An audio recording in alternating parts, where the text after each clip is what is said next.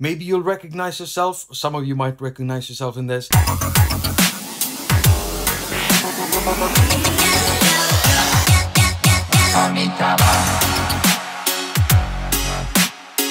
Hey guys, what's happening? It's Dean from Electronisounds. Stick around, today we're going to talk about remixes. Electronisounds Audio, the YouTube channel for you.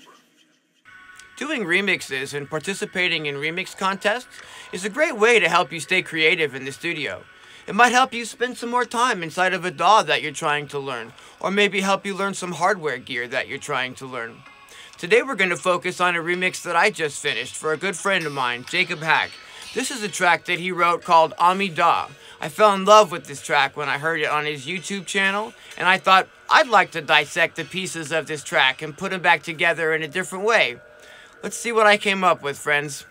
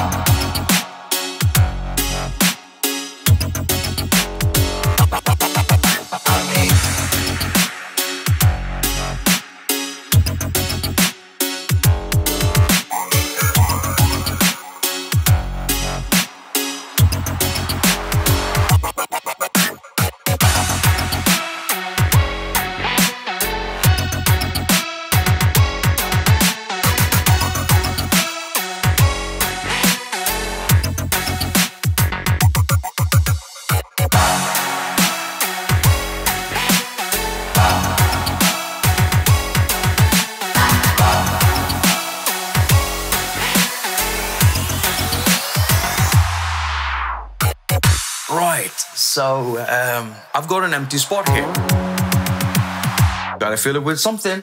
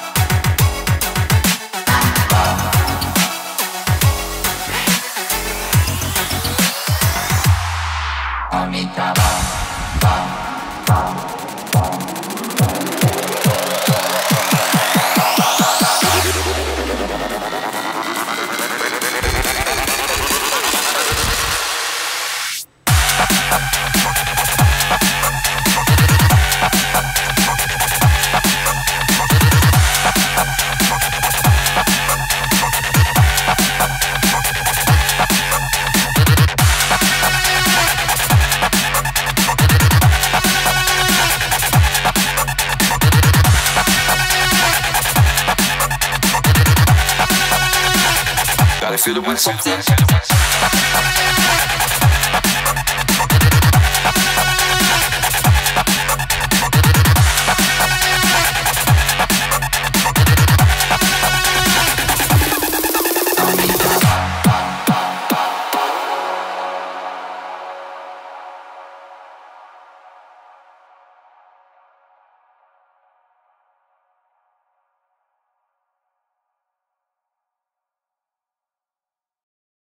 That is wonderful.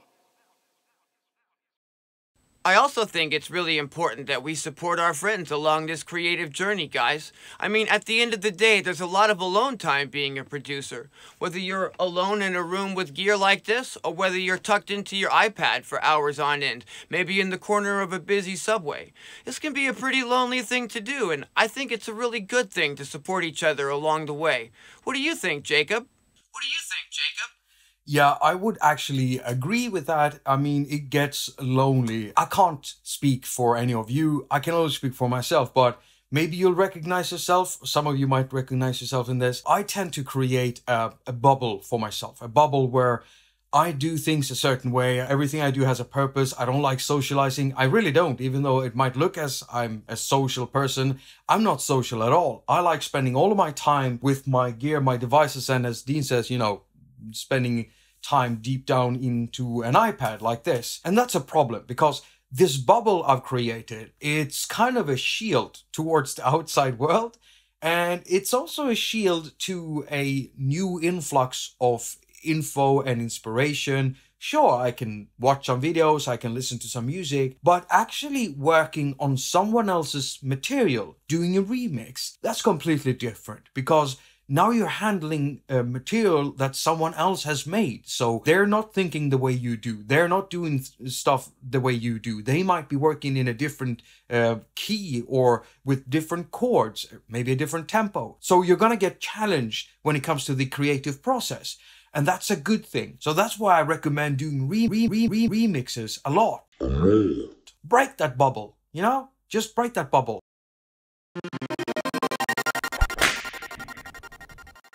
I'm dying to show you some of the plugins and techniques that I used to make this remix, so stick around, we're about to get geeky with it. Okay guys, so here's what my Ableton Live project looks like. This is a total of 47 tracks that I've put together to make this remix. And what I did was, when Jacob sent me the stems, the first thing I did was load those into my audio editing software on the PC, which is a software I use called SoundForge Pro.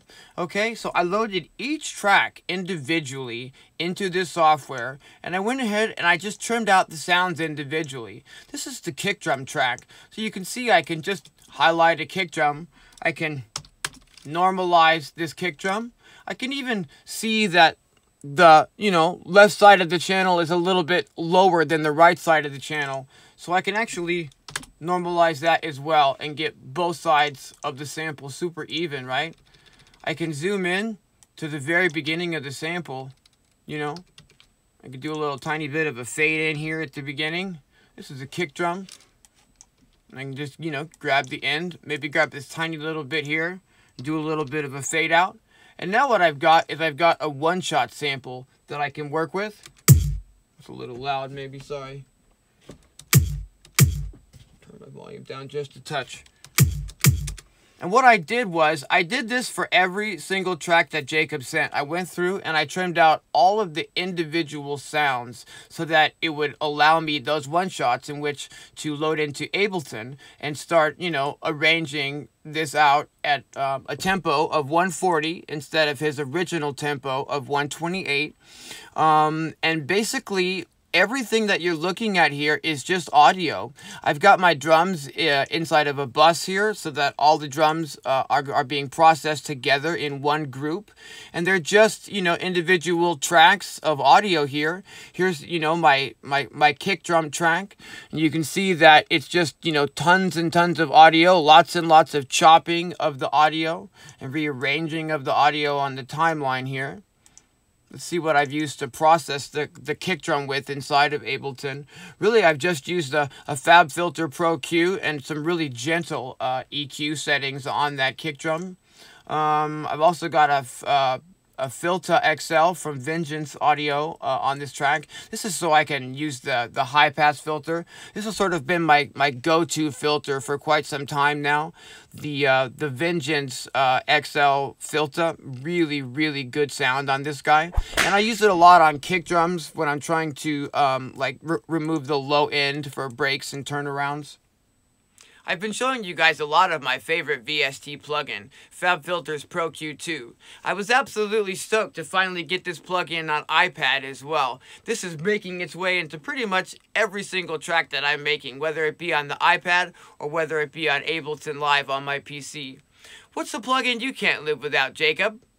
I can't live without Waves Q10. The equalizer is one of the most used tools that I use. I use compressors and equalizers equally as much, but equalizers even more. I'll have one compressor in there on each track doing its own little thing, but I'll use multiple equalizers to do stuff gradually so that I can A/B stuff and compare what a signal sounds like before I'm filtering off a certain frequency and after together with another frequency. I do that a lot. I A/B a lot. Out of all the time I spend on making music, I spend the least on actually playing the stuff, but I'll spend huge amounts of time on just equalizing stuff. And so the Waves Q10 in Cubases, I hope they make an audio unit out of it because it's amazing and it's great and I wouldn't want to live without it.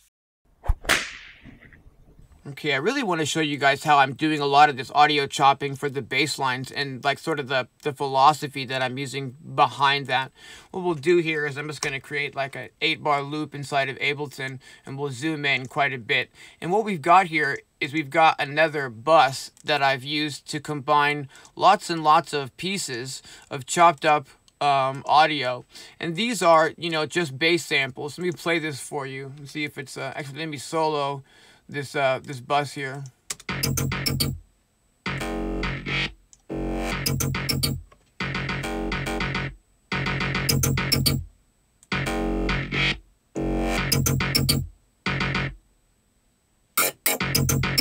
So what you can see is, I mean, this is just tons and tons of, you know, little tiny pieces of audio.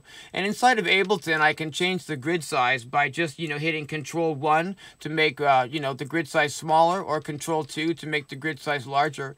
And I can literally just, you know, grab Control and the mouse, and I can just start copying and moving audio pieces around. Let me undo all that. And what that's really enabling me to do is, like, if you look in really close, you'll see that, like, every time one note hits on a track, there's space on the other tracks. And it allows me to really sort of create a consistent bass line with multiple pieces, but nothing's really overlapping itself. Every time there's a hole, there's like another bass, you know, that's going to fill in that hole, but they don't hit at the exact same time. And what I can do here inside of Ableton is I can have this open at the same time that I have my drum tracks open, and I can like zoom in and look at these parts individually and really fill in the spaces in between the other hits, as opposed to just jamming all of the pieces of audio playing at the same time, which can be a little bit thick and a little bit assaulting on the track that you're trying to make. I find this technique of chopping and placing things in between each other and really finding these subtle like pieces of silence almost is really been a helpful way to go for my really sample heavy workflow. Participating in remix contests can be a really great way to get started remixing, because you don't have to ask other producers if it's okay if you work with their sounds. And typically you'll get a folder of really high quality samples to work with, maybe stuff that you would have trouble making on your own. For instance, one of the things that drew me to remixing in the very first place was to get to work with high quality vocal tracks. I can't record really high quality vocal tracks in my home studio, so that was a bonus to get to work with such high quality content that I wouldn't otherwise have access to as a young producer. Something else that I'm particularly proud of about this remix, guys, is how hard the snare drum hits. So I'd like to show you what I did to process that to get it to hit so hard. What I've done is I've taken Jakob's original snare sample, and I've I've made it a little bit shorter. I've like done a fade out to take a little bit of the tail off, and I've used an effect plugin from Native Instruments called Transient Master, which takes just the very beginning transient of a sound, just that like attack of the click of a sound, and you can literally make that transient a little bit you know, more punchy. And so what I've done here is I've done exactly that. I've run about 17% on this Transient Master. Let me turn that off and see if you can hear the difference.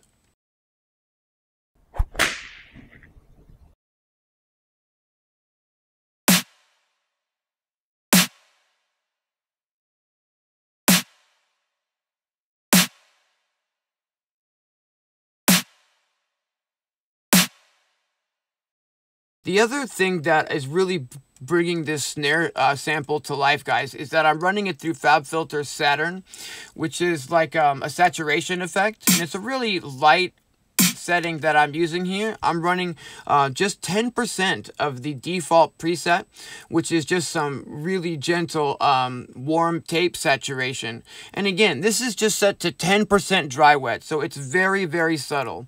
And I want to stress that about my production techniques is I'll often use things in really, really subtle amounts, but the amount of things that you're doing in subtle amounts will you know, build up to a project that in the end, you know, really, really shines.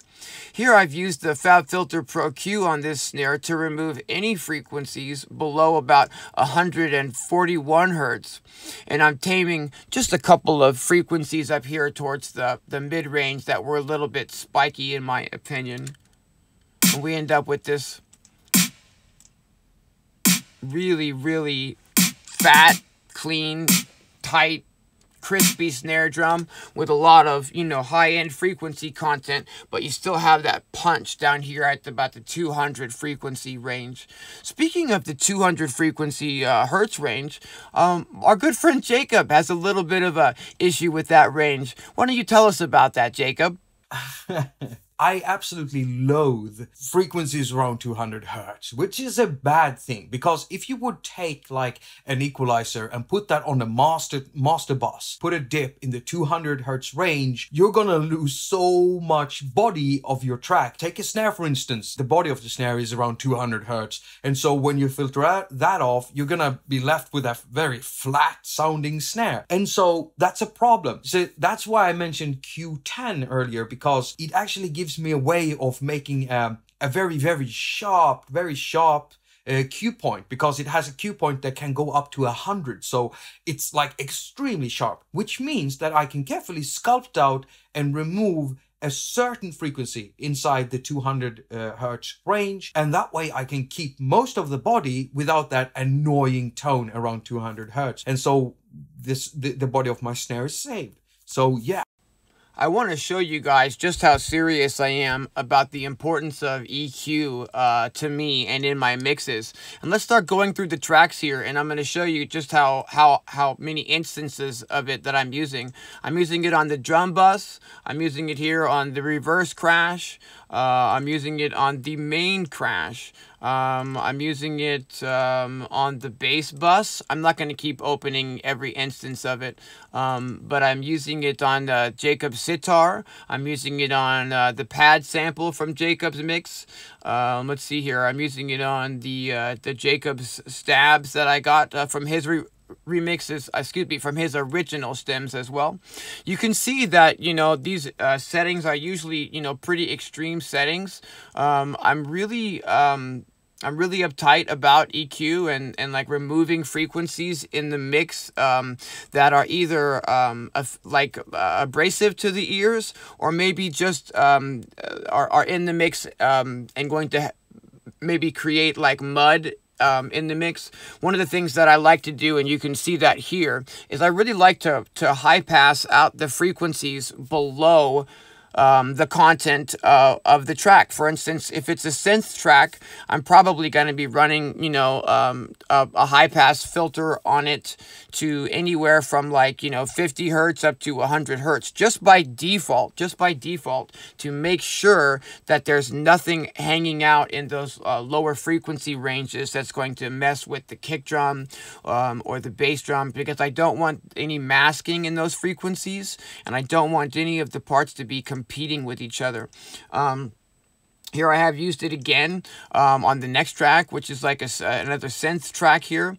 I used a preset from Serum to get one of my synth parts, and you know, here it is on that track. You can see I'm cutting off the lows here on pretty much every track except for like the kick drum and the bass tracks. That way this spectrum range, like about 100 hertz and under, really has room in the mix for my kick drum and my bass parts to sit.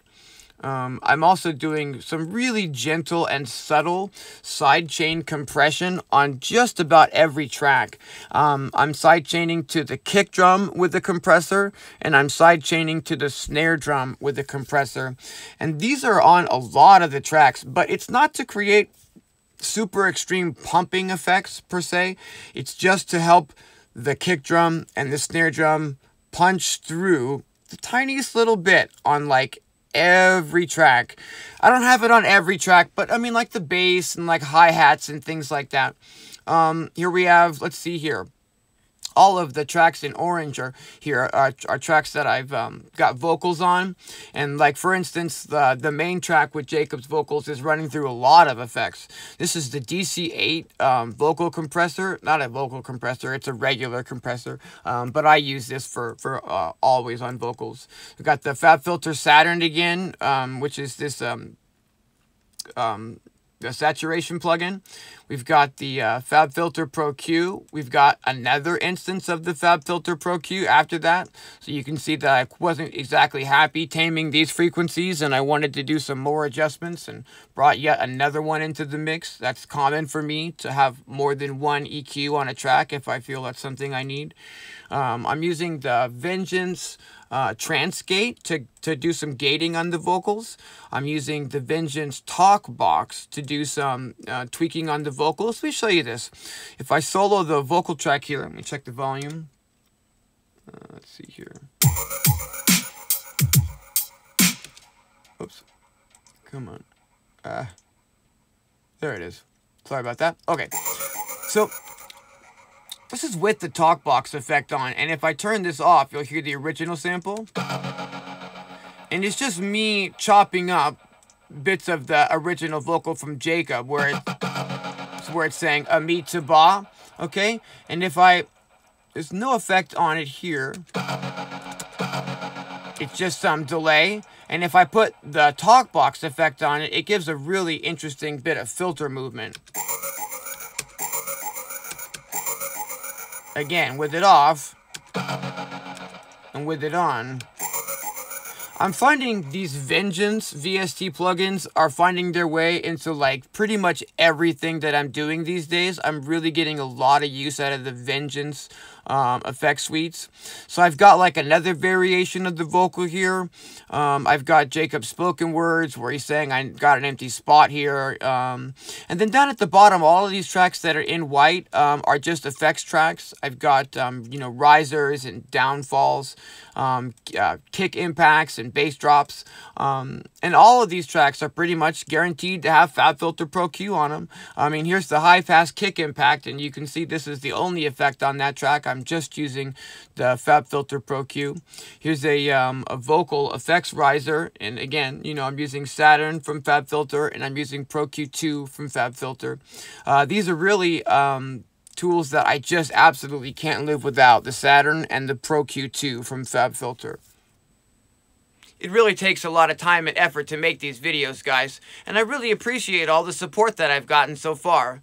If you'd like to support the work that I'm doing on this channel, please consider becoming a patron over at patreon.com. The link is in the description, and you can sign up for as little as $1 a month. All of my patrons get lots of bonus downloads as well. Thanks for your support, guys. I hope this was informative for you guys to see how I approach remixing and a few of the production techniques that I'm using. And extra special thanks to Jakob for letting me remix his track in the first place. Thanks for watching, guys.